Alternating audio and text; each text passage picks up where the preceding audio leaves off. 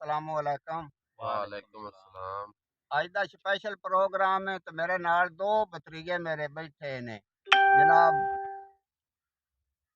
शायद गलोतर साहब ठट्टा खैरी मुठमाल तो ते फैसल गलोतर साहब जनाब बहुमान तो तशरीफ लियाए ने ते बड़ी मेहरबानी है इन्हां दी, इन्हां ने टाइम कड्ढिया है ते मेरे कोल आए ने ते इश्क दी शायरी दा आगाज हो रहा है।